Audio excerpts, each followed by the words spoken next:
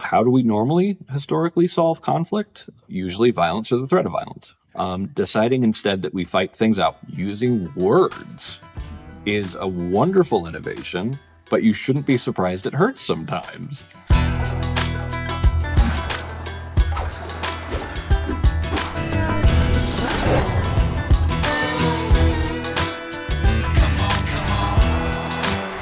Hey everyone, welcome to A Braver Way. I'm Monica Guzman, your guide across the divide, and I'm so excited to bring you today's conversation.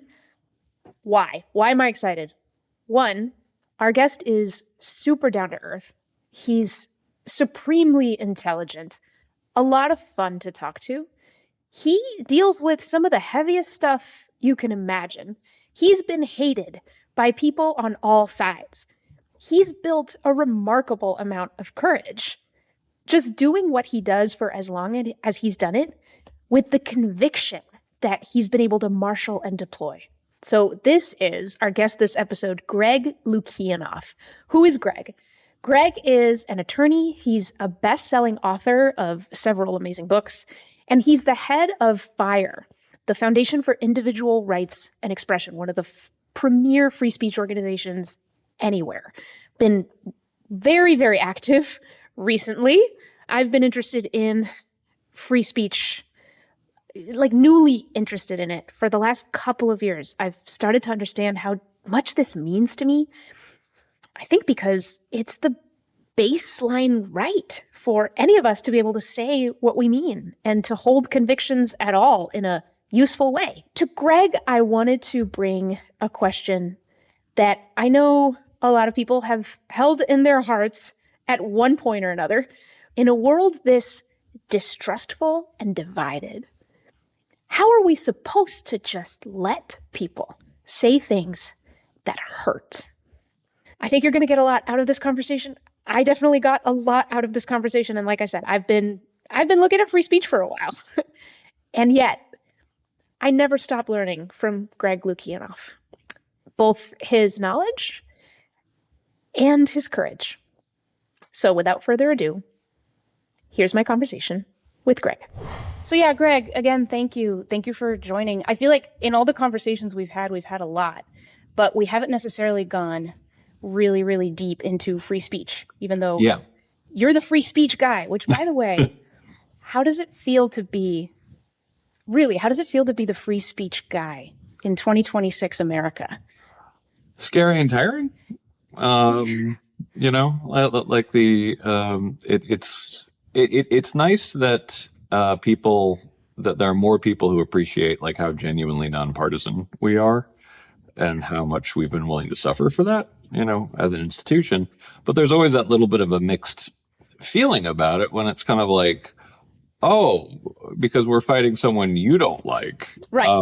Suddenly you're like, well, these guys are consistent. I'm like, no, I've actually always been consistent. Yeah. So that's okay. And I've told you a couple times how much I just admire the integrity that you've been able to navigate, because that's not easy, especially in the last, 10, 15 years, sticking to one thing with all the political winds blowing in every which way. Yeah. Well, you have to be willing to lose money. You have to be willing to, in some cases, actually even lose friends, which is Would horrible. You say you've lost friends? Oh yeah, I definitely have.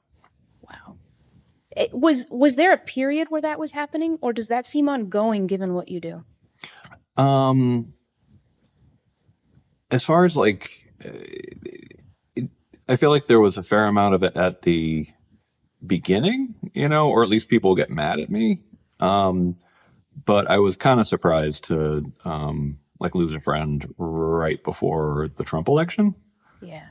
From someone who liked the fact we defended liberals, but didn't like the fact that we defended conservatives, and that we don't have a political litmus test for who we take donations from. And it's like, but you've known me for A long time. decades, and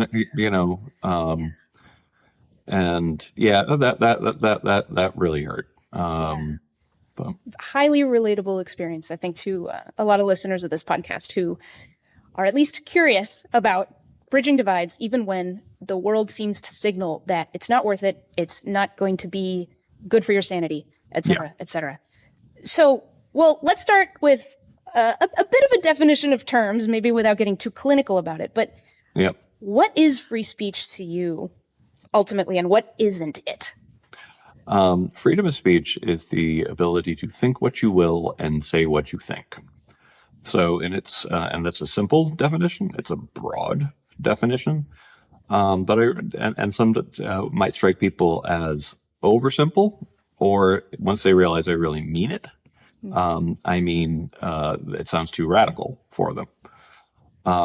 Now, that doesn't mean that everything you say is protected, but why I say it specifically that way, because I'm talking about any opinion you have, though, is and should be protected.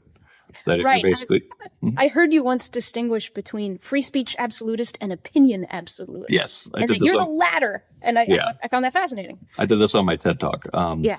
It's a term I made up myself, but it's an opinion absolutist, because I do think that the ultimate, what we mean by expression for the most part, like is saying, I don't like that thing, like this is what I think happened, like this is what I think, and when it comes to the exceptions to freedom of speech, which I also, understand and support, at least most of them, the thing that they tend to have in common is that they're more like the way we use words to do actions. Because it's like nobody, to give the simplest example, Yeah. nobody says, makes a First Amendment defense of mugging someone and said, well, I said your money or your life. Right. That would be a bit much. Yeah. I used words for it. And it's like, no, you use words to do extortion. You do words to do all sorts of crimes.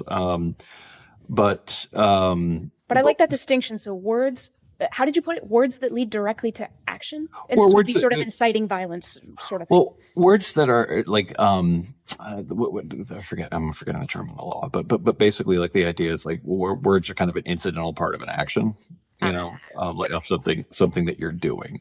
The spirit of it is the action. The word Yeah. was incidental to the action, and we're looking at the action. Yeah, exactly. So even like in harassment, like harassment shouldn't even be considered really an exception to freedom of speech. It's a pattern of behavior that's discriminatory. Is it effectuated to some degree by words? It can be. It doesn't But it's have really to more just be. about an action. It's really a about pattern of message. behavior, really. Interesting. So the one that people,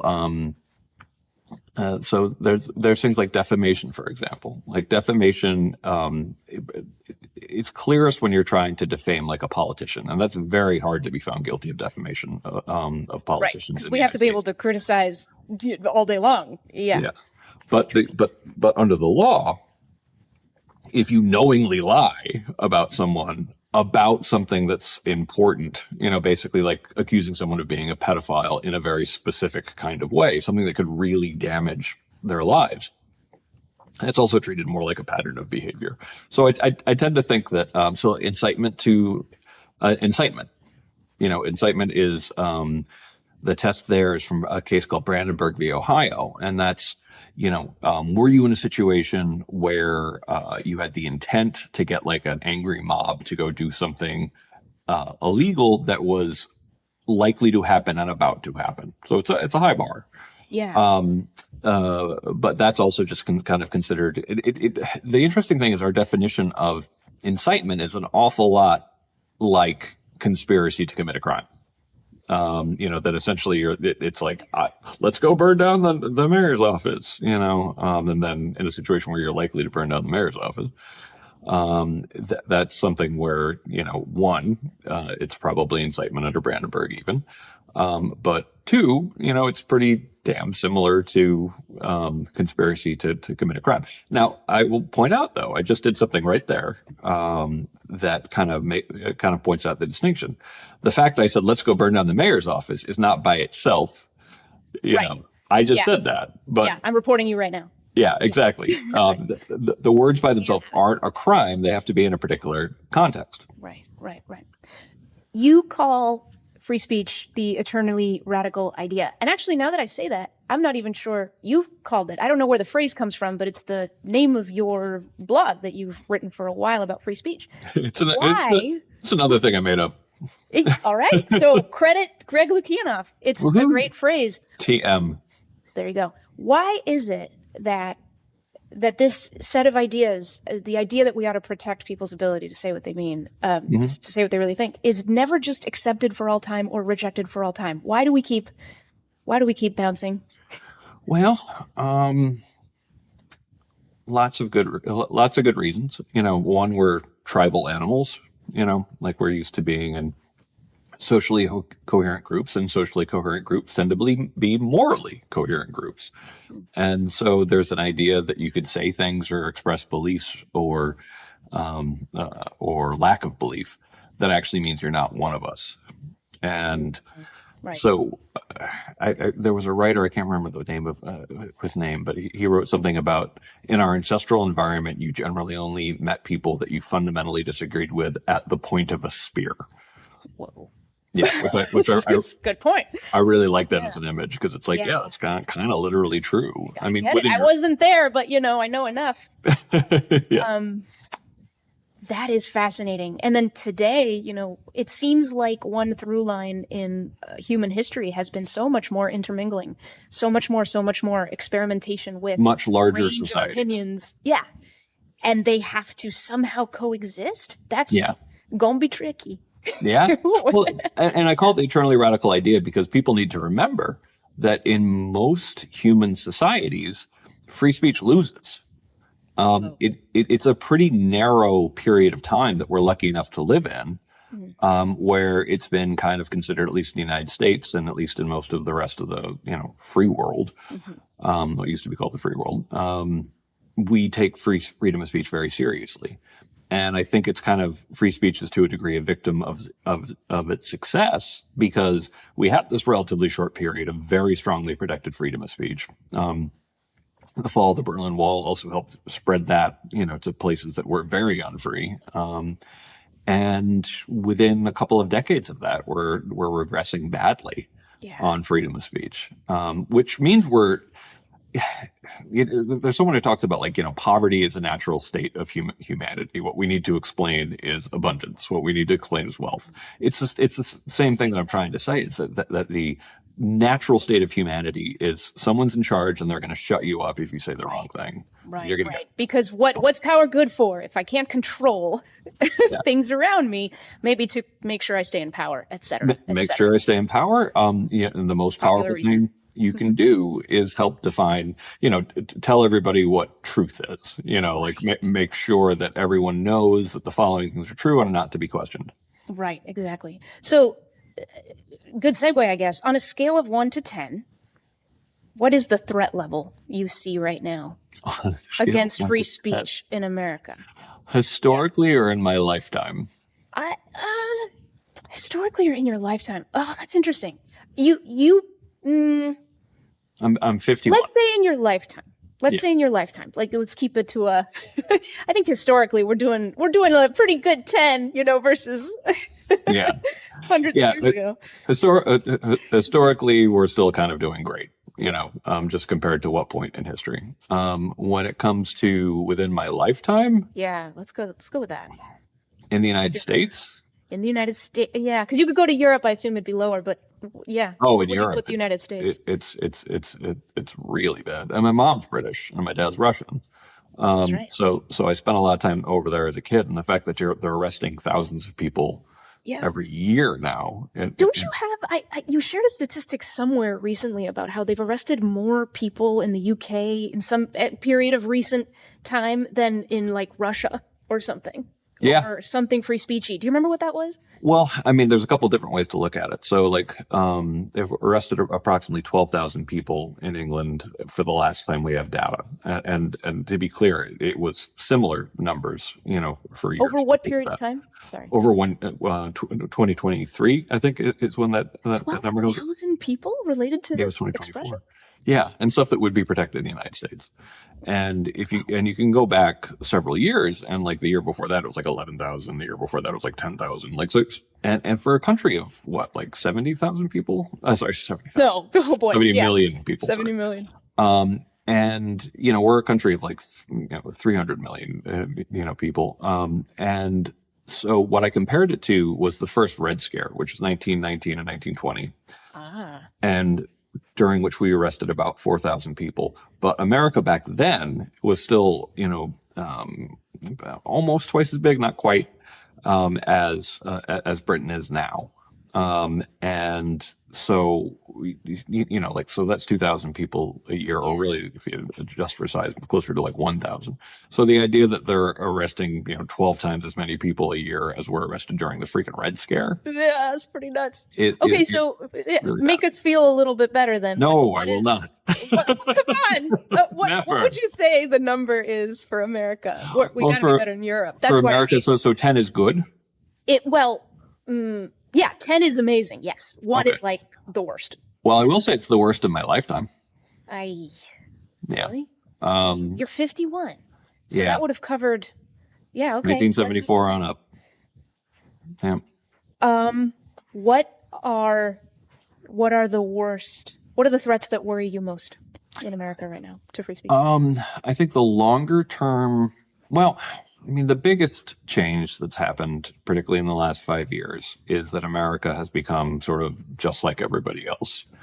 When people kind of sneer at the idea of American exceptionalism, I'm like, what history are you familiar with? Because a gigantic democracy or democratic republic just never existed prior to us. One that had strong protections for things like freedom of speech for millions of people never existed prior to us. Like there are lots of things that are genuinely, in a non-jingoistic sense, exceptional. Yeah.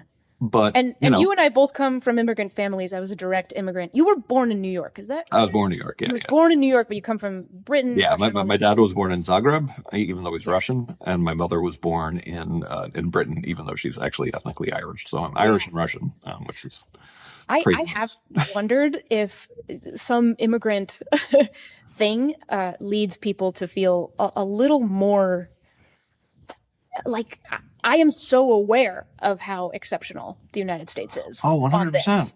Do you know what I mean? Because we grew up knowing what the other possibilities were, and I grew up not great. in a neighborhood that had a ton of other first generation and immigrant kids. Yeah.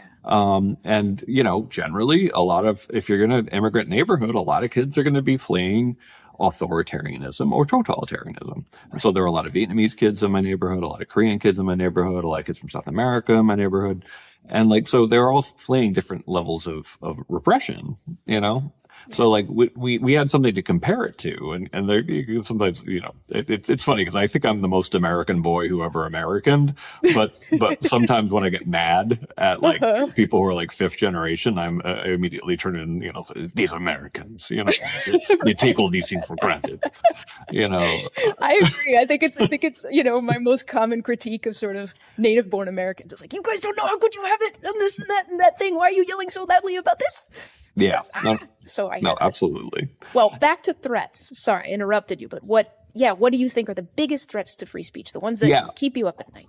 It's the shift from America becoming just like everybody else, in the sense that Europe. I remember when Mitt Romney, was the candidate, and being like, guys, like, let's chill a little bit here. I was definitely pro Obama, but at the same time, I was like, they were calling Romney a fascist or something like that, and I'm kind of like, well, America's pretty lucky because every other country in the world has a Marxist, centralized left and a pro-centralization, and either an ethno-nationalist right or a monarchist right, or they also want centralization of power. So basically, extremes in both of them want some kind of utopian, totalitarian system, or at least authoritarian. And America was great in the sense that we tended to have a civil libertarian left and a libertarian right. Of course, we had those little elements of, utopian, totalitarianism, which is, I wouldn't put those two words together usually. Utopian, totalitarian. I think they're one and the same. I did never use utopian without being like, oh yeah, okay, you're the one who thinks they should be in charge. There's some kind of control happening, right? Yeah, exactly. Right. Yeah. So I think the fact that we've turned into a country where we have something that looks more like a European style left and a populist style right that thinks freedom of speech is kind of, useful when you have it, but who cares if anyone else has it, is the scariest development of my life. Because, if you don't have that as a value, then what is special about the country really does go away. And free speech is in mortal danger. Yike. Mortal danger. Okay. Yeah. Well, bring it down to the ground, I guess. That's the overriding concern you carry. Yeah. How is it manifesting? Give us 2 or 3 sites of threat. Well, the Trump administration has been terrible. One of the worst cases I've seen in my entire career was a case involving. And I want to highlight, you're saying this as the head of a nonpartisan organization. I can hear, I can hear listeners go, well, he's saying that because his political beliefs must be so and so. No. I've spent a long time fighting the left on a lot of things, and right now I'm fighting the left as well, but I'm fighting the populist right as well. And so to give you a really strong example of this, Charlie Kirk was murdered, and I thought more people should have been horrified about that. More people on the left should have been horrified about that, and more people should have said something about that was a bad day. Horrible, and people celebrating it or making gross jokes about it are protected, and fire defends them. To be clear, but I still think it doesn't mean I don't think it's gross. Now. However, what the Trump administration did with that is they went after professors and they went after students and they went after people all over the country who said things that were of a range to that guy had it coming, which, it was pretty gross, to I really disagree with that guy, which is how I feel. I disagree with Charlie Kirk about a lot of stuff. And it's like, I have the right to say that. And the worst case that came out of that was one that was actually a local Tennessee case, where a guy who was kind of like a local gadfly, he was a former sheriff, or a former cop, but a local liberal gadfly in this town in Tennessee. And they sent out some email about they're going to go do a vigil for Charlie Kirk.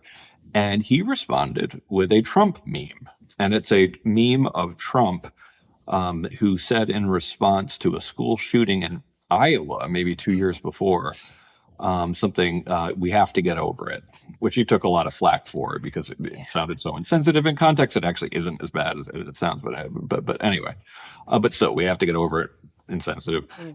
And he sent this, which is more critical of Trump really than anything else. Yeah, but it was aimed at the Charlie Kirk grief. Yeah. And it basically said, this is all I'll say on this. And what happened was he was arrested. Wow. The argument was that because that was directed at Perry High School in Iowa, that's where he gave the talk, somehow, and if you're going to try to make this make sense, trust me, it doesn't make sense. This was a threat upon the Perry County High School in Tennessee. Okay, what? It doesn't make sense. And because he found like a local judge who also didn't like him, I guess, he was in jail for 37 days. Wait. I did not think the story was going there. Yeah, 37 days. And people really need to understand, like I took some flack when I did a Live Breeze podcast because I talked about like you have to go back to the 1920s to see a case as bad. And of course I'm doing like this historical kind of calculation, about cases about like the how clearly the speech was protected even at the time versus the 5-week length of the hearing of him being in jail. And I still think you're mostly talking about cases from like the 1920s. And by the way, but you're definitely talking about cases that happened before the First Amendment became as strong as it currently is, which really started ramping up around this in the 1960s and 70s or late 50s, all the way up. So this is a case of the state, right? I was asking you about kind of like locuses, sites of threat. This is the so state, we've got the state, which currently is. Well, we start out with culture, which is that I'm really scared. Yes. That the right and the left have started looking much more like a European right and left, where free speech is just another political tool. Right. Would you add any others that seem, you've talked a lot in the past about higher education, Oh, yeah. campus cultures, but where else would you point and say, gosh, we got to take a close look at that whole arena? Campus, campus is, I did a piece to give my sense on like what's going on campus for the Dispatch, and I called it the worst of both worlds now, because as of like 2020, it was really bad for free speech on campus. There was such a mania for like several years there. I wrote a whole book about it called Canceling of the American Mind, because it was 10-year period of just people losing their jobs for nothing, like for making a joke that people misunderstood. Like, and this was, I think, compared to McCarthyism, we saw more, didn't we see even more professors yes, like let go and fired and all this? Yeah. So the standard number for McCarthyism at the time, and you have to compare things like when people are actually gathering the information together when you're still in that period, because other cases come out later. And the same thing is happening for cancel culture. But I wrote this book called Canceling of the American Mind with the brilliant Ricky Schlapp. She's great. Who's a kid. But it amazes me that she's still only 25, What? I didn't know she was that young. Oh, she's brilliant. Yes, she is. So I was very excited to work with her. Wow. But yeah, it's like, you're only 25 still? I feel very inferior right now. Okay, continue. She makes us all feel that way.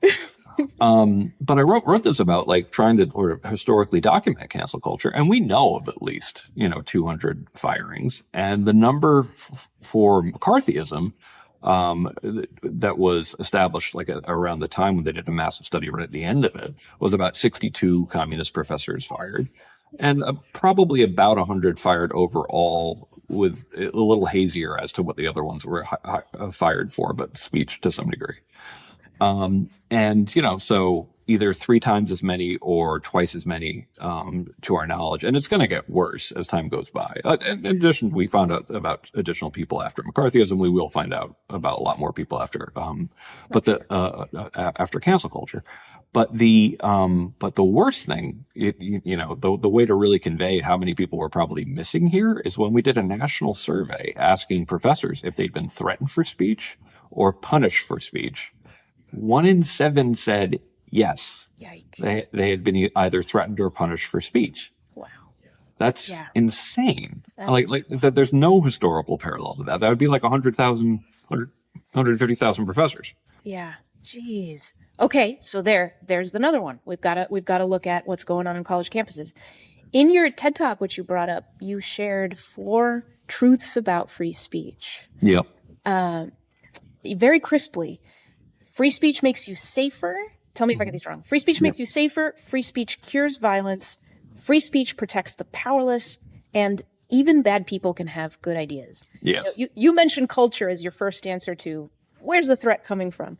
Yeah. So, but before we kind of dig into your arguments on this, why do you think so many people believe the opposite of these things? Is there a connecting thread? I think. And as generously as you can, because, there's all kinds of times that I wish people would just shut up. Oh, absolutely. So yeah. Doubtless. I think it's pretty hardwired, and I don't think it, comes from, I think it mostly doesn't come from a bad place. I think it comes from to the extent to which it involves like ego and some amount of like, how dare you contradict me? That's hard to call that a good place. Mm-hmm. But a lot of times, at least a relatable place. It's a very human place. Yeah, exactly. I think that we need to do more work in sort of like the intersections between like neuroscience and First Amendment law, because I think that a lot of it is the disgust response, like essentially like your insula, which is kind of like responsible for like when we have that really kind of violently like kind of response to speech. And that's activated like when you that's one of the reasons why blasphemy, and heresy have been such, like ways of claiming something blasphemous was a good way to get people to turn their critical faculties off and be like, this person needs to burn at the stake. Yeah. Or go under house arrest. Right. And for so much of history, free speech stuff was mostly about religion. Yeah. Right? Yeah. Yeah. what we're all supposed to believe for our own good, kind of a deal. Exactly. Like the sacred stuff that no one's allowed to question because or else society will fall apart. So I do think there's a very strong disgust response. I think there's, I think about I'm working on this book with Heather Berlin, where we're trying to explain kind of from a neuroscience standpoint, like what gets us further away from being objective and also what makes us more likely to censor. And it's kind of like we're storytelling creatures. So if someone tells like a really convincing sounding story, we tend to be suckers for it. And oftentimes it's a moralistic story. And you kind of like, it's considered kind of rude to check it, but the scientific method is more or less like, well, let's check your stories. And then it actually turns out, wow, most of our stories are wrong. Mm-hmm. And then there's things like, anger. There's things like actual physical fear, social fear, which are kind of different. Huge. Shame and guilt, is a powerful one, but also self-interest, like the fact that we're very good at rationalizing our own self-interest. And that one kind of pervades all the other ones. So we have to try really hard to understand free speech and to see value in it because it goes against a lot of our instincts, which is one of the reasons why free societies are kind of counterintuitive. Like the idea that kind of like there's no they there that's in charge. It's actually literally supposed to be all of us to a degree are little parts of the king, and we all get to have some say in that. It's something that's kind of hard to adjust and that rights attached to people and they're supposed to be close to non-negotiable, and that doesn't come naturally to people. Yeah, I can see that. So let's zoom into the first two of those four truths because they're about safety and violence, right? So what were they again? Free speech makes you safer, and free speech cures violence. So many people, of course, believe free speech is harmful to the point of making me quite unsafe, and free speech makes the world more violent. Yeah. So you talk about free speech as the peaceful substitute for violence. Yep. But I think it's clear that for a lot of people out there, a world where vicious speech has this much power feels violent already. I think I may have seen it's like at least half of Americans believe that words can be violence. Yeah. If someone who believed words are violence, like that, we have to think of it that way. We're here with us right now. How would you begin to tell them why you disagree? Why you think words cannot be violence? I always go back in history, and I have to explain. For most of human history, we did not make a clear distinction between speech and action. That an opinion could be treated and often was likened to physical violence, and therefore, you could have your literal tongue cut out for it. Your tongue is what offended us, so we cut out your tongue, or we kill you. In any number of ways for speaking ill of those in power, or for questioning our sacred beliefs. Like this is most of human history. It's only when you start having free societies, when you start having like what I even describe as proto-free society, started to have movements in England, for example, to support something like a free republic, and in Holland and in other parts of Europe. When you start having these movements towards democratic societies, you start having, this idea that we should actually make a major distinction between speech and action. And there's another thing that this came from, frankly, that really you don't understand the founders unless you understand the insanely bloody religious wars that roiled the continent for 150 years. Still one of the bloodiest wars in. You're talking about the American founders, but the European continent? Right. Those wars really affected the way the American founders thought. And and thinkers like Montesquieu and thinkers like John Locke, like they were very affected by the idea that that so much blood was spilled in these religious wars, and this led to a change in thinking, on the continent to a degree. That kind of like your beliefs are your business, and then over time. The idea that kind of like, and you're entitled to them, you know. And that, but there's a big additional jump before you actually get to like a democratic society to actually be able to make that much more of a positive value, to be kind of like, you are entitled to your opinion, to each their own, like all of these like little sayings that we used to say when I was a kid all the time, Yeah.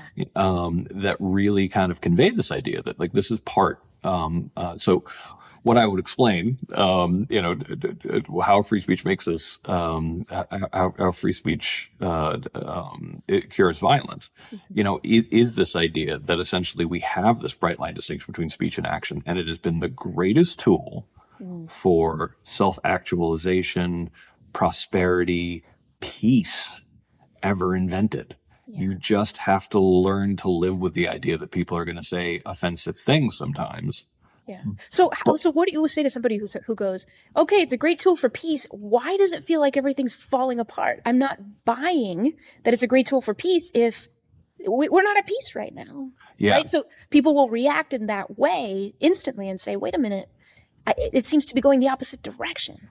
Yeah, I mean, it's one of those things where it becomes, how tolerant you are towards each other. And also there's some conflict that, exists outside of our borders too.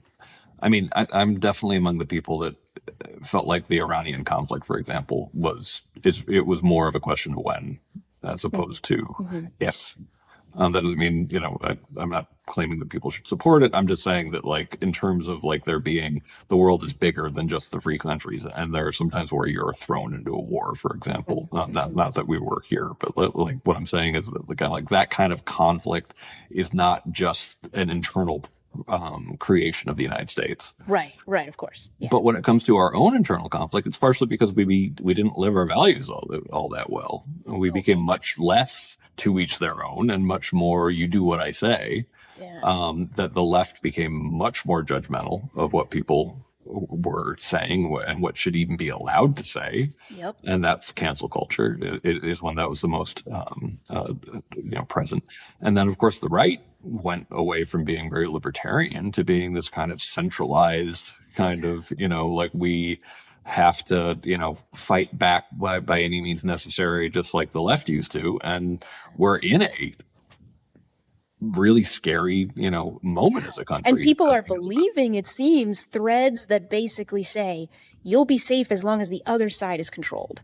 Yes, exactly. And this is the thing about the culture war. It was always supposed to be a metaphor, like it's not actually a war. That's such a good point. That makes me sad. and now I feel like the left wants to win the culture war and the right wants to win the culture war. It's like, you do know this isn't the kind of war you can win other than something awful, right? Yeah. Jumping from speech to action. And not the greatest kind. The question that I kind of shaped this conversation around a little bit when I was thinking about it was one that I know sits in a lot of people, on occasion.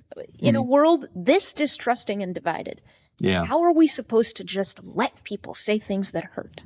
And when I think about that, I'm thinking of what, many of us would consider hateful, harmful things, racially supremacist views, slurs against religions or religious people, and also maybe lately the promotion of any social order that would undermine the liberties we enjoy, whatever.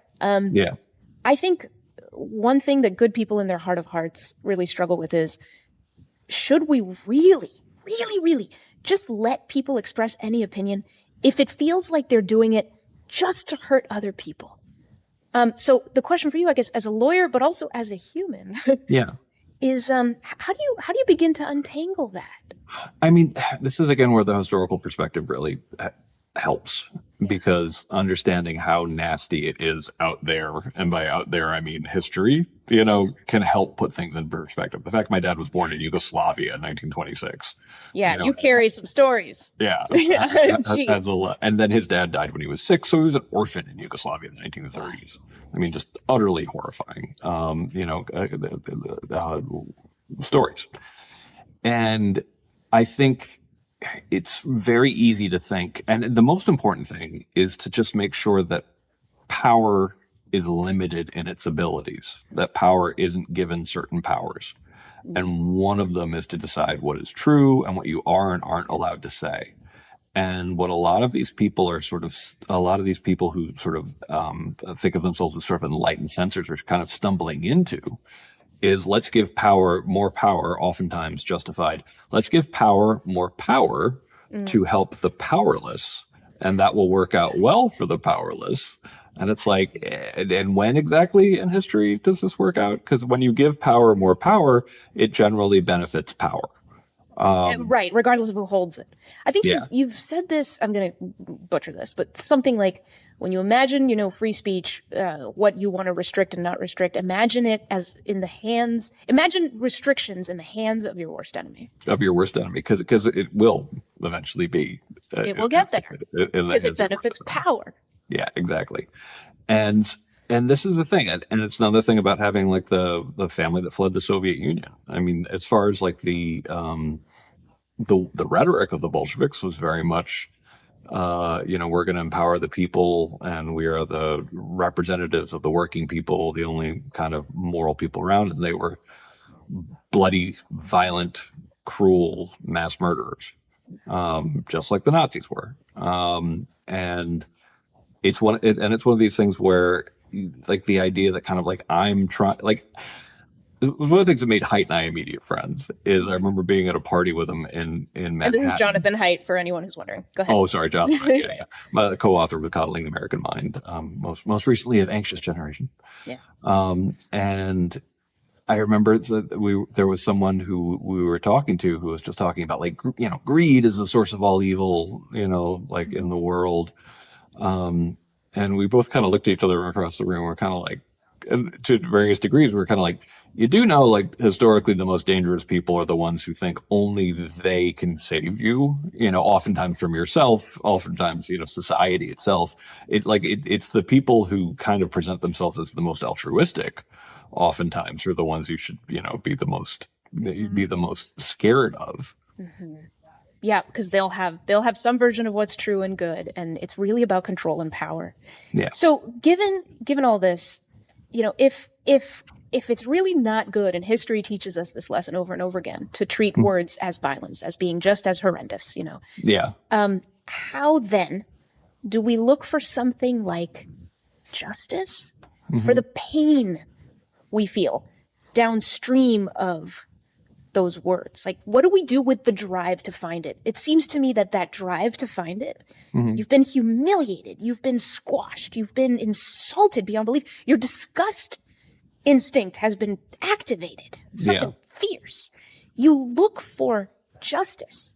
And it seems like, I don't know, I'm not the expert, but it seems like that's one of the things that drives this idea of we can't let them do this to us. Yeah. Well, it's the idea that kind of, like, more or less all is fair except violence, because I always, and what I say this a lot, is that we shouldn't be surprised that free speech can sometimes be sharp and hurt and all these kind of things, because life is a deadly serious business, and being a citizen in a democracy is a deadly serious business. We decide, like, who lives and dies, what wars we fight, who gets cured, who goes to jail, who gets wealthy. Like, we decide life and death matters, are part of being a free citizen in a free society. And how do we normally historically solve conflict among us, us advanced monkeys? Usually violence or the threat of violence. That is most of human history. That's the way that we solve it. Deciding instead that we fight things out. And I want to stress that using words is a wonderful innovation, but you shouldn't be surprised it hurts sometimes. Yeah, right. Because you want to actually, well, I always come back to, you want to understand the world as it is, but that's a little bit of a different point. But, like, take a look at a case that's big right now is the Afro Man case. Have you followed this at all? I have not. No, so please inform me. Do you remember that song, "'Cause I Got High" from 2000? Yeah, now it's in my head. Thank you very much. Da, da, da, da. Oh, now I'm gonna have to hear that. Continue. Da, da, da, da, da, da. So, and it's a song about, like, things he didn't do because he got stoned. Like, and it's So of the time. it was a hit, and it's a comedy. It's just like Yeah. talking about like his life kind of falling apart because he got too lazy because he was always getting stoned. It's a really fun Uh, song. and Afroman got in, yeah, got in trouble. I'll go back. So Afroman, that's what he still calls himself. He and I had a piece in the Washington Post about this today. He Okay, I gotta look at it. The police got a tip that he'd been engaged in like drug trafficking, and of course, pot's legal in most parts, so probably not that, and kidnapping. And so they raided his house, scared the hell out of his two kids, Yeah. and his wife because he wasn't there at the time, and like coming with an AR-15, like all this kind of stuff, and he got this all on his home security footage. And they broke down his door. They wouldn't help him fix it. They scared the hell out of his kids. And one of the officers seemed to be eyeing his mother's famous lemon pound cake. Seemed to want some of it. He kept on looking at it under glass. And Afroman was pissed about this because he didn't do anything wrong, and they treated him and it scared his kids. They treated his family like they were criminals. They wouldn't help him fix his door. So he did a bunch of songs and videos using the footage of the people, invading his house. Oh wow! And made fun of them mercilessly. Mm-hmm. Lemon pound cake. And so he actually like wrote a song called "Lemon Pound Cake," which is kind of like, you want some lemon pound cake, and it's some of it's nasty, some of it's offensive. All of it's protected, I assume. All of it's protected. Yeah. And certainly not the first time this has happened with an artist, particularly a hip hop artist, where they've been the ones to vindicate our free speech rights. But the officers sued him for $3.9 million, claiming defamation. For defamation? Yes. And so it went in front of a judge. You can't make this stuff up. I'm sorry, Yeah. you cannot. It went in front of a judge, and the judge said, this is protected, but it has to go in front of a jury. Shouldn't have gone in front of a jury even, but it did go in front of a jury, and the jury was like, "Are you kidding me? Like he's mocking you. You are police officers, and people are going to be mad." I mean, literally, one of his songs was called "Will You Help Me Fix My Door?" Just to be really clear. So now I'm thinking of that Trump meme. Just get over it. What was it? Just move on. just get over it.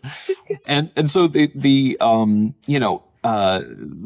jury vindicated his free speech rights too. And this has been all over the place like the past couple of days. But for First Amendment, so he wore an American flag suit to the whole thing, and like he did a whole press conference where he talked about, this isn't my victory, this is the American people's victory, and did a battle hymn of the Republic, parody, talking about how Afroman's going to bring it to you if you come at Afroman. Wow. So it sounds like you're laying this out as a case study of, all right, you were hurt, you were offended. Yeah. Something horrible happened to you. Maybe you can find justice through words, through creativity. Yeah. So basically, we get it. We get it in a case like that because we're like, yeah, this guy was wrong. But when we have our partisan blinders on, we'll see that and we'll try to figure out who that person voted for first, whether or not we think this is funny or horrifying. Oh, that's so true. Yeah. But because this isn't particularly political, and it's just like, it's kind of funny, like there's a certain amount of it's clarifying, and I spent some time on this example. But I do think that people are fighting things out, and you need better training from day one. And what honestly is one of the best sayings that we have for this, that has been badly and intentionally, in my opinion, misunderstood. Okay. Sticks and stones may break my bones, but names will never hurt me. Why? Because the way this is presented now in scholarship sometimes is, well, now we know that words do hurt. It's like, that is the way. Yes, that's often the way I hear it now, but it wasn't the way I heard it as a kid. No, because it's kind of like, would the saying have made any sense if words didn't hurt? What it's trying to do is it's trying to get into a little, and I was a little weird, spectrum-y bullied kid. And believe me, sticks and stones will break your may break your bones, but names will never hurt me. I repeated that in my head many times as a way that words would hurt less. Right. So you were asserting something to work on. It felt true, right? I mean, that's part of the issue. If words are not violence, but they can feel like violence. Would you agree with that statement? Yeah, absolutely. But at the same time, that saying is a wonderful, small d democratic saying. It's like you are a free person in a free society, in a culture of dignity, as it's called, like in the literature, where basically the idea is you are responsible for your own dignity. Like essentially, you're not allowed to engage in violence. You have a respect for law, and that it's not up to you to, beat someone up for calling you like a bad name.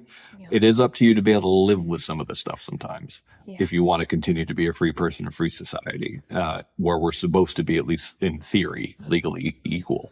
Yeah. And so I think this is actually a really beautiful saying that now gets presented as like, well, now we know that words don't hurt. Yeah. And I guess it speaks to me of the mood we're in. Yeah. We're in this mood where we're just feeling adrift and lost and distrustful. And I worry that we are going to give up our own power. We're going to give it in. We're going to give in to these other things, and we're going to forget some of that stuff that keeps us grounded and disciplined in the power that we have and how radical it is eternally difficult to keep. Well, what we're going to do is we're going to give power more power and then be shocked when that power is used against us by the next Greg, no. person who's in charge. And it's one of these things that like civil libertarians get tired of being right on this stuff. And it's kind of like when people are like, I didn't expect the hate speech code to be used against speech I liked. And it's like, well, no, like who could have warned you? Like, it's like, of course that's what's going to happen. We've been telling you this for decades. And it's one of these things where it's like, it's not the most principled reason to believe in free speech. I believe people should believe in free speech as a human right, like something that is serious and attaches to people as a matter of their due. Yeah. But even if you just believed it tactically, it's like, yeah, well, you wait until, President AOC, gets their hands on the things that Trump is using. And when, President Vance gets the hands on some of the stuff they were using on campus. Yeah. We'll see how we feel then. We've brought up fear. It certainly seems like it's the big bad in a lot of ways. It's in us. It's in all of us. You have something you've called at times your iron law, and I love it so much. I've underlined and highlighted. I just love it. And to quote it from one of your books, it is always important to know what people really believe, especially when the belief is perplexing or troubling. Conversely, in the overwhelming majority of scenarios, you are not safer or better off for knowing less about what people really think. So yes, and also yes, I want to have the courage to deal with the world as the one that I'm really in, not the one that I want to imagine, for myself, to feel better, even though I would really like ways to feel better about the world right now. Yeah, but here's what I want to raise about it, because all of this is so much easier said than practiced. Oh, absolutely. Obviously, right? So you may not be safer for knowing less about what people really think, but you might be more terrified if you're exposed to honestly held views that threaten something you hold dear. I think a lot of people find themselves in this situation. Absolutely. And that will make you feel less safe and a lot more motivated to mute those views by whatever means necessary. So here, the question, which I don't know that any of us can really answer, but that I think is one of those questions that we just have to keep posing is, how do we overcome the power of fear? Yeah, no, it's and it's not easy, and we don't have great training for it. Yeah. And I think as societies become honestly physically more comfortable, like the idea that kind of like the things that threaten us and frighten us become frankly smaller and smaller. They just become bigger and bigger in our heads. In our heads, exactly. Like people who've been through genuinely horrible things, like my dad's sense of perspective about stuff is all colored by his horrifying life. And it's like, and mine is frankly colored by knowing about what my dad's life was like and being like, well, I can't really complain. All things being, I'm not an orphan in Yugoslavia. Things are pretty good. As a the Nazis didn't destroy my village today. Yeah, jeez. I've said, I say this. We all Lukianoffs, like we have this kind of dark sense of humor about like how things aren't ultimately that bad. So how do we overcome fear? It takes training. It does take something that the founders really thought was important, and it's a sort of conceptual shift that is usually that usually cannot be achieved just strictly internally. It usually also has to involve some kind of structure that allow people's to cool off a little bit, and even if they never change their mind, to have things can be tested again. So that's checks and balances. That's this whole kind of Montesquieu. Oh, okay, yeah. You mean that kind of on a societal level? Yeah, like on a societal level. But how are we less afraid? One thing is that there are two things that really make a difference. That there are two internal values that really make a difference. Humility. Yeah. If you're too prideful and you take yourself too seriously, when someone insults you and you're like, I challenge you to a duel. Yeah. Or it's like, okay, buddy, whatever. But the other one, most important and even more important for this, is curiosity. I love curiosity. Yeah. I love it. And I think that people, and this is the way I put it for being like a more academically inclined kind of nerd type, is like put on your anthropologist hat in dealing with people. Like, why do you think that? Why would you think that? Why would someone like you think that? Yeah. I want to know more. Yeah. And it allows you to take a bit of a distance so Yes. that your emotional activation doesn't just lead to an action, a reaction. Exactly. You get a little space. And I will say, just like when you think you'll be safer for knowing less about what people really think, a lot of times when you do that, you also start concluding that people think things way worse than they actually do. Oh, which across the political divide is a rampant misperception. We're terrible at it. We're absolutely terrible at it. Overwhelming. Yeah, And frankly, the left is worse than the right, like in terms of actually guessing what their opponents think. And do you base that on data that you've seen? Oh, you yeah. really believe that? Okay. On surveys. The right's not great at it either. But the left is even worse. Like they're yeah. I had this friend in law school who's Chinese American, and he really thought white families like mine like sit their kids down and talk to them about their racial superiority. I was like, who the hell talks to them? I'm like, we get lectures on being tolerant, and about like the horrors of racism, I mean, we didn't actually even really need to that much because it was so much part of like the way we grew up as well. But I was like, wow, but that was a very sort of like academic kind of belief sort of filtering down to the rest of the population, being like, well, then when they have their racial superiority complex, I'm like, who? I mean, I'm sure some families somewhere out there do somewhere, but I didn't grow up with those people. And I get it. When I'm feeling threatened, when I'm afraid, my imagination starts doing my thinking for me, and then I don't check it. I don't get it checked because the last thing I want to do is get curious or humble about something I think is out to get me. Yeah. Well, so like Alex Edelman, like did this whole comedy thing about him getting to know, he's a Jewish guy, and he ended up going to like a white supremacist like luncheon type thing, kind of snuck in, and was both kind of horrified at them and ended up having a surprising amount of compassion for them. To be like, these are people who are hurting and confused and feel looked down upon, and they're just really angry about it, and they don't really know what to do, and it was remarkable, just for someone to be able to really be that empathetic to someone who hates them. Yeah, that's hard. There are lots of examples, but they certainly seem like the exception, especially today. That's true. Yeah. So curiosity is one of the best ways to deal with fear. Mm-hmm. Now, I do think for the most part, you're going to find yourself that people are less awful than you think, but you will also, like in a society of complete candor, you would find out some people believe some pretty horrifying things as far as you're concerned.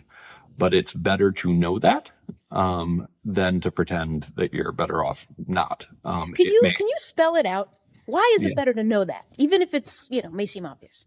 Well, for one, you know, for example, like the the Nazi movement, like the idea that essentially not knowing who the Nazis are in the room, somehow makes you kind of safer from them, has been belied by history over and over again. Now, of course, back in the in the Nazis in the 1920s, they weren't shy about telling people who they were. But today you can get a sense, that you don't really know the bad from the good because everybody knows what the social rules are. And in a situation of greater candor, Right. you can know more what you're dealing with. And, like when you look at kind of like places that are engaged in enlightened censorship, like Enlightened Europe, censorship? what they see as enlightened censorship. Oh, I see. Yeah, Okay. sorry, Said I without say that total with innocence. enlightened censorship. I Right. didn't do the air quotes for it. A lot of what they're afraid of, you can have some sympathy for it. Is that in England, there's a lot of anti-immigration sentiment, and they're trying to sort of curb the tide on that. Yeah. But at the same time, if you're in a free society and you are actually having some issues, with related to immigration, people are worried that essentially if England becomes so Islamic that you actually have to abide by Islamic blasphemy laws, like that's kind of a scary scenario. Now, do people think that also might be overrated? Yeah, and they might be right. But at the same time, like, are you able to be critical of a policy as big and with big ramifications as immigration? Of course, you're supposed to be, and you can't treat disagreement on that as if it's heresy or blasphemy, because you have to make decisions about this. Right, exactly. You And can't I feel like use Europe the slippery slope as, justification for too much control of the conversation. And I feel like Europe is cracking itself up internally, trying to sort of maintain the sort of status quo by shutting everybody up increasingly. And that's when you start arresting thousands of people a year. Ugh, right, taking away their freedoms. Mm-hmm. So, I guess a way to evolve the question that I was saying earlier is something I kind of designed this conversation around as I was thinking about it, is in a world this distrusting and divided, how are we supposed to build the capacity to let people say things that hurt us? And that's where the question becomes useful. It's less an expression of angst. How are we supposed to just let people say things that hurt? And it becomes more a question of, all right, let me roll up my sleeves, figure it out. And I guess I'd start by asking you, how much of what it takes for free speech to be strong in a society is about law, and how much is about culture? I am very much, a proponent of the idea that culture comes first, and law is generally the product of culture. The nice thing about law, though, is that it can keep you sane when the culture loses its mind. So there was this claim in Britain that British rights were better protected than rights in the U.S. because their constitution and their rights aren't written down. Like the idea that, which was in fact a little bit weird of an idea, and it's kind of. And I remember being in an argument with Brendan O'Neill from Spiked, who was making this argument maybe 15 years ago. Not a friendly argument, to be clear. And he's like, yeah, but if it's just written down and you have to abide by that, then people don't internalize it, and I'm like, I get the point, and I think it's a good one, but you also have the law to hide behind when people have lost their minds, and societies lose their minds fairly regularly. Yeah, we don't seem to have broken that cycle. Yeah, we go crazy about something. We get very scared about stuff, and oftentimes we're scared about something that has a grain of truth, to it. We're freaked out about something real going on, and when we panic. Yeah. I always try to put myself back into the historical shoes, during like McCarthyism, or during like American and British spies gave Stalin the bomb. I think I'd be pretty freaked out. Yeah. Like I don't want Super Hitler to have the bomb, but No.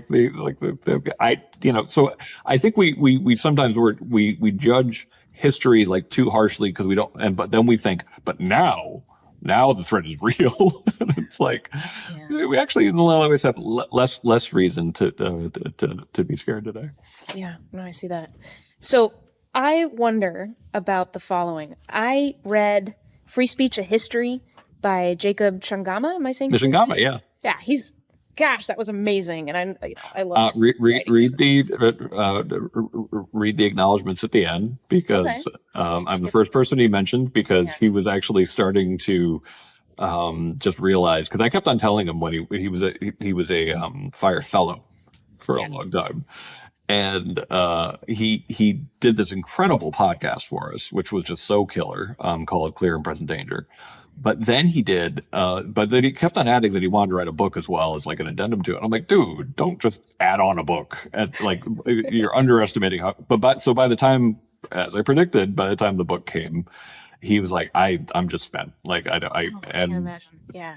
But I was like, dude, you're really gonna want to go for this. Yeah, and I'm really glad he did. And I'll tell you one of my biggest. It's such a good book. It's such a good book, and one of my biggest takeaways from thousands of years of documentation about free speech and how it's evolved and all the setbacks and 2 steps forward, 3 steps back, that kind of thing. Yeah. Is that, and I just want to know what you think about this. Is that it seems true to me that the best way to defend that right when it's under threat is to exercise it. Mm-hmm. Time and time again, and I'm bad with details, so I can't give you a specific example of, Britain and the so-and-sos. I don't know. But time and time again, it was illegal, and somebody was just that guy or that gal to say, I don't care if it's illegal. I'm going to do it because I'm not going to live the lie. This is my right. And so there you go.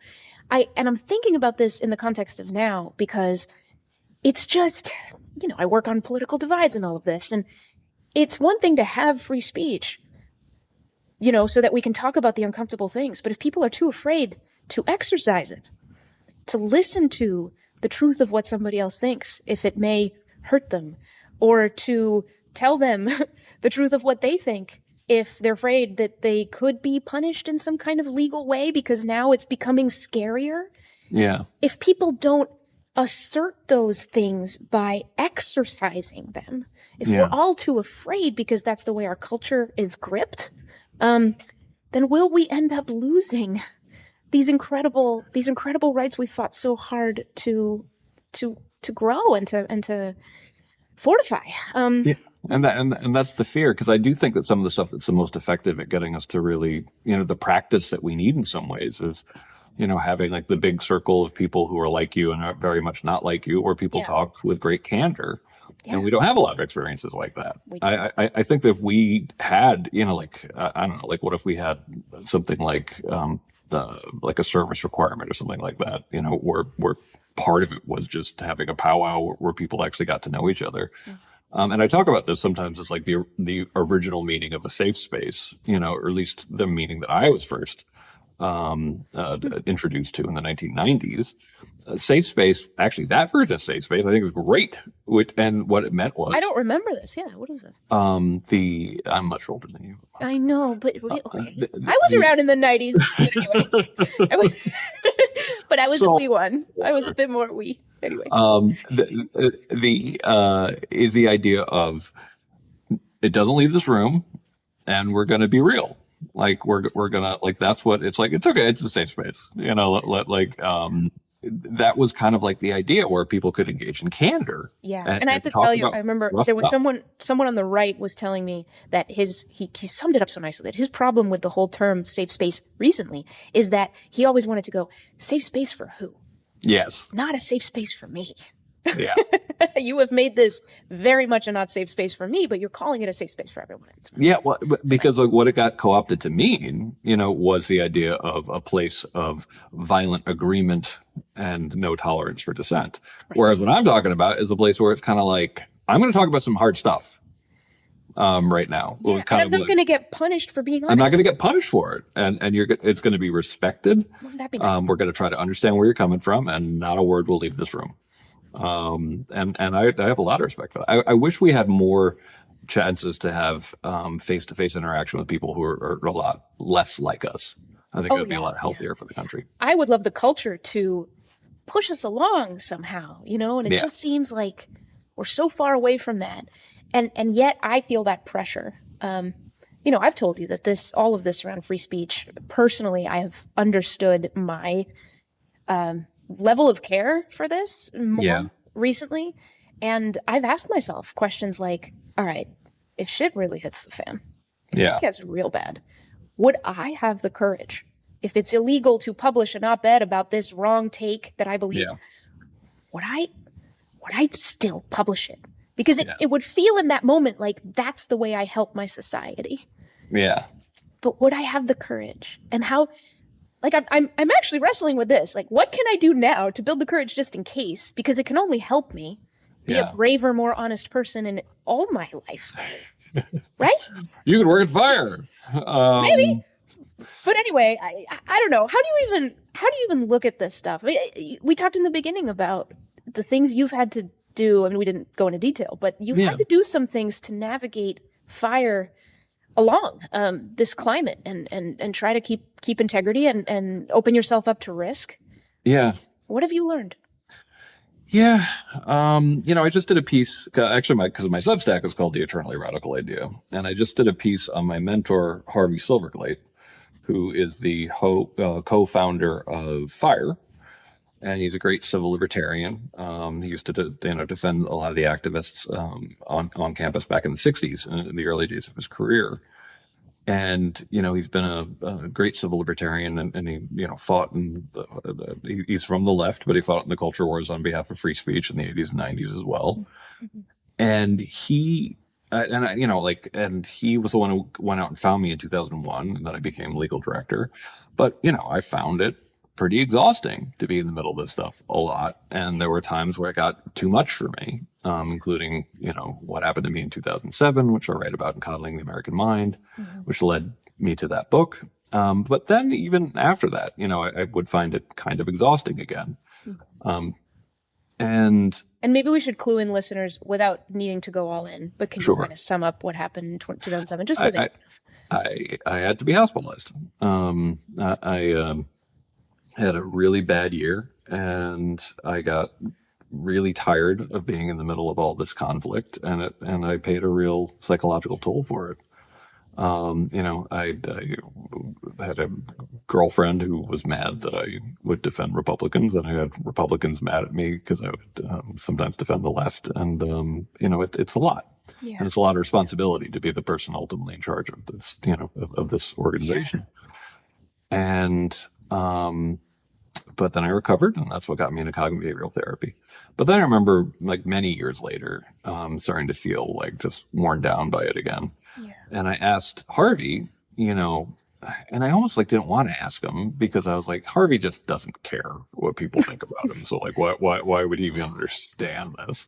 Yeah. And I asked him, and he said, Greg, I'm actually kind of surprised it took you so long to get to me, to ask me this question, but I appreciate that you did.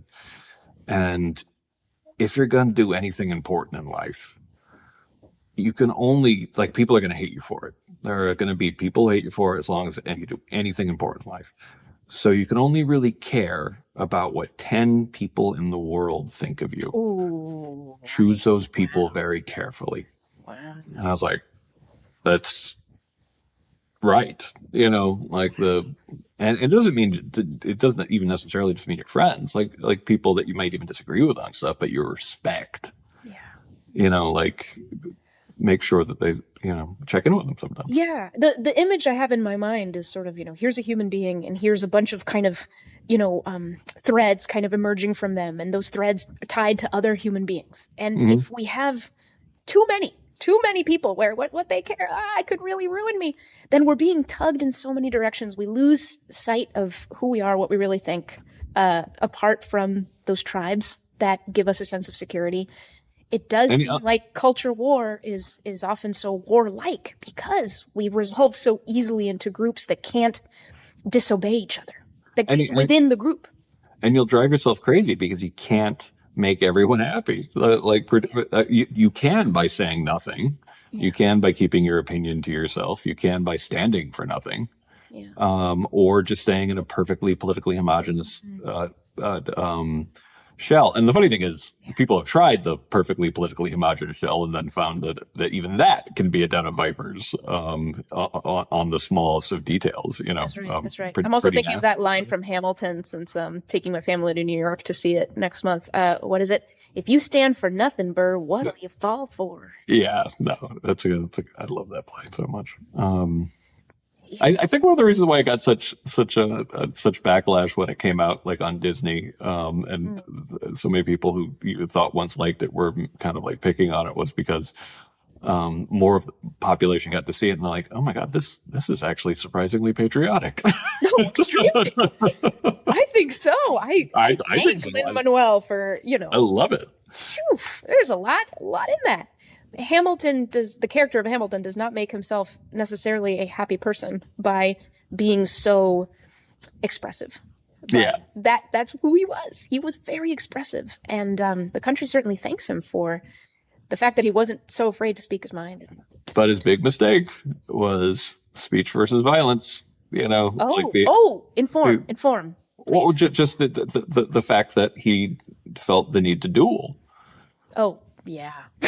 He literally paid with his life. Yeah, literally paid with his life. If that didn't happen, he'd still be alive today. There you go. Yeah, let's not make that mistake in our own lives, people. So true. So, all right. How do people develop that skill, the courage to withstand protected speech? Yeah. We've already talked about some ideas. Read old books. Okay. What is that about? Old books? People's attitudes, even a couple decades ago, will curl your toes. And as you go further back in time, you'll be like, oh my God, I can't believe they believe that. But the more you're exposed to it, the more you're a little bit like, oh yeah, actually, I guess I shouldn't be surprised. The past is a foreign country after all. And it does. I've really benefited from having, parents from two very different cultures. Russian, Russian and British culture are very, very different. And having a neighborhood with people from all over the world as well. Like travel changes it. Reading from the past changes it. Really when you get a sense of like the actual diversity of the world can help build that muscle. Get out of your own bubble. Even if you've built that bubble for the sake of your own comfort, and maybe especially so, which is a big ask for a lot of folks. Work in a restaurant. Scary time. Work in a restaurant. There you go. Drive an Uber. Yeah, my brother did that for a number of years. Met a lot of folks. Get a sense of the real variety that's out there. Both over in space and in time. You're talking about the past, like reading the old books. Yeah. In space and in time. Because I assume it gives you perspective that puts the horrors you see today into a new light. Yeah, but also just the range of opinion. Like the idea that kind of like there were things that they were wildly more uptight about talking about in the past that seems adorable to us, like sex in particular. Yeah. Any and all things related to that. And were wildly more kind of, more okay talking about that also curls our toes, which is often about, sometimes beliefs that we consider backwards and rightfully so in many cases. Yeah. But it's good to know. It's really something, it can be so helpful to remember that even people we admire had beliefs that would horrify us today. Yeah, that's right. Yeah, something does march forward and we can have faith in each other, hopefully, and our capacity to still march forward one way or the other. I asked, but I didn't check before we started recording, so let's see. I asked if you might come with a story of a time that you felt you really had to say something that carried a lot of risk for you. And you chose to do it, but it really was quite risky. Did you Do you have? Oh, that's a pretty regular experience at Oh, fire. okay. You know, Do like you have a particular case you could? I remember I went to law school to be a First Amendment lawyer, but my first time on national television on MSNBC was my first time on national television period was on MSNBC was right after 9/11, and we were defending a guy accused of having ties to terrorism. But rather than firing for ties to terrorism, which later he would be indicted of, by the way, they decided to fire him for saying "Death to Israel" in a recording from 1989. Okay. And I think it's obnoxious, but it's protected speech. And if they want to fire him for ties to terrorism, they could if they prove it. Because But that's closer to an action. yeah, well, the ties. action. I mean, by ties, I mean like things like funding and like actually having like once you're beyond a certain level of being involved in a criminal organization, you know, like you're in trouble, and rightfully so. But I went on TV to defend Sami Al-Arian against Daniel Pipes, who is someone who a critic of sort of like Middle East policy, conservative. And it was something where I'm like, wow, people really hate my guts on this case. Oh my gosh. And it's that it's one of those things, you know it intellectually, but it's a totally different thing when you actually experience it. It's like they hate me, and there's lots of hate mail. So it was really important to feel that distinction, because like when you hear that like people in the past that we really admire now, you know, were hated in their time, it's hard to really remember that and feel it. Like Feel if it. you're Yeah. It's a feeling, isn't it? It's not an intellectual thing you can grasp. It's a feeling. So that was a big one. And then, you know, like Charlie Haddo, and the Muhammad cartoons, That's right. Yeah. you know, when that was all going on, like that was scary as hell. How And did you steel yourself to go and do this thing? Like, to go on if you TV knew and that do you were going to this? go on TV, it sounds like, you know your convictions. Yeah. But before the cameras rolled, what were you thinking? Myers-Briggs telling is kind of BS in a lot of ways, but I was a strong T in that, and it hurt my feelings because What's T mean everybody again? Sorry. thinking, Okay. and that hurt my feelings because I'm a very emotional person.